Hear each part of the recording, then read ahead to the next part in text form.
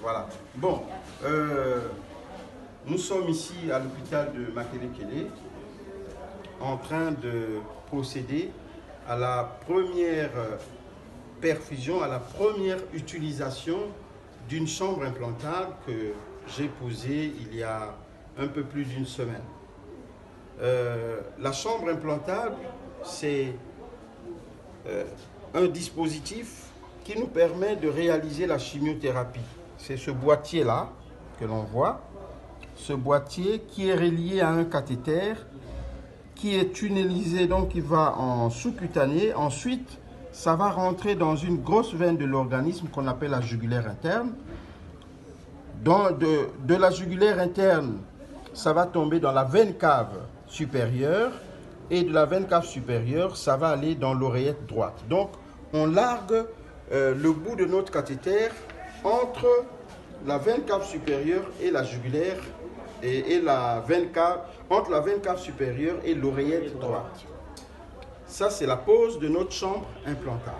Bon, la pose de la chambre implantable, la plaie se cicatrise. Donc ici, nous avons notre plaie qui s'est complètement cicatrisée, bien cicatrisée. Je suis très content de la cicatrisation. Et là, nous venons donc de piquer. On vient donc de voir comment piquer dans une chambre implantable. C'est le but de notre exercice aujourd'hui. Ça, c'est ici, c'est le service de médecine, de médecine interne de l'hôpital de Makelekele. Et c'est ici qu'il y a un spécialiste de cancérologie qu'on appelle le docteur Ngwaka, qui fait de la chimiothérapie. Donc, dans les 3 hôpitaux où on fait des chimiothérapies à Brazzaville, il y a l'hôpital de Makelekele avec le docteur Ngwaka, il y a l'hôpital central des armées avec le docteur Moubier Stéphane, et le CHU où il y a beaucoup de cancérologues. Alors donc le but de notre retrouvaille aujourd'hui était de voir comment piquer dans une chambre implantable. Et comme je leur ai dit, la première des choses, c'est éviter l'infection. Donc il faut savoir comment désinfecter la zone où il y a la chambre implantable pour qu'il n'y ait pas d'infection. Quand il y a une infection de la chambre implantable, c'est pas bien. C'est quelque chose qui est difficile à gérer. Donc la première des choses, c'est ça. Deuxième des choses, il faut être sûr que vous êtes dans la chambre implantable. Parce que si vous n'êtes pas dans la chambre implantable, c'est comme si c'était une extravasation.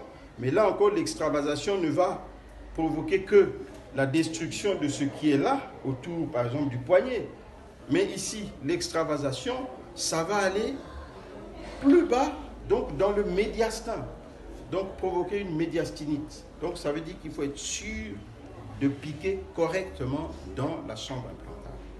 Une fois que vous avez piqué dans votre chambre implantable, vous faites couler votre chimiothérapie. Vous pouvez faire couler aussi d'autres médicaments. Vous pouvez transfuser, vous pouvez faire tout ce que vous voulez. Mais pour la transfusion, il faut être certain d'avoir une aiguille de Huber qui est beaucoup plus importante. J'ai expliqué aussi à l'équipe ici qu'est-ce qu'une aiguille de Huber et quelle est la différence entre l'aiguille de Huber et l'aiguille normale. Donc je vous ai montré, la différence se situe essentiellement au niveau du biseau. Donc l'aiguille de Huber, c'est une aiguille qui est achromatique. Le biseau est fait de sorte que c'est vraiment, ça ne traumatise pas quand on pique. Ça ne fait pas mal. Bon, c'est vrai que si on était en Occident, ils mettent des patchs de MLA, donc des patchs d'anesthésie. Vous savez, en Occident, même pour faire une prise de sang ou bien pour faire une perfusion, on met d'abord l'anesthésie. Donc là-bas, c'est une société sans douleur. Mais ici, si nous suivons ces choses-là, patch de MLA, vous voyez le coût que ça coûte, tout ça, les patients ne pourront plus jamais se soigner. Donc ici, on fait sans. Il y a des choses pour lesquelles nous pouvons copier l'Occident et des choses pour lesquelles nous pouvons faire sans copier l'Occident. Voilà. Bon, une fois que j'ai dit ceci, une fois que notre chambre implantable est piquée, que la perfusion coule, ceux qui ont des questions, posez des questions, on va vous répondre. Ma première question est celle-ci. Parlez un peu fort pour que ça... On a déjà répondu Oui, à vous la pouvez première. reposer la question. Si, par exemple, après la pose de la chambre implantable, je me retrouve avec la patiente qui présente des signes de la toux, du saignement et des sueurs froides, qu'est-ce que je fais en ce moment? Bon, ça veut dire que la chambre implantable n'a pas été bien posée. Surtout si vous avez la toux. Donc un patient qui ne toussait pas, qui se met brutalement à beaucoup tousser, ça veut dire que vous avez touché la plèvre. Quand on touche, la plèvre c'est une zone réflexogène qui fait tousser. Donc quand vous touchez la plèvre, eh bien, votre patient va se mettre à tousser. Et le patient qui ne respire plus bien, ça veut dire que vous avez provoqué ce qu'on appelle un pneumothorax. Le patient qui va avoir des sueurs froides, tout ça, qui saigne, ça veut dire aussi qu'il y a probablement une hémorragie interne et que le patient est en état de choc hémodynamique. Voilà. Et qu'est-ce que je fais à l'instant là? Si le médecin ne se trouve pas là, qu'est-ce que je fais à l'instant envers mon patient? Quels sont les gestes que je fais? Alors, déjà, c'est difficile que vous ayez ce problème. Ce problème, c'est le médecin qui pose la chambre implantable.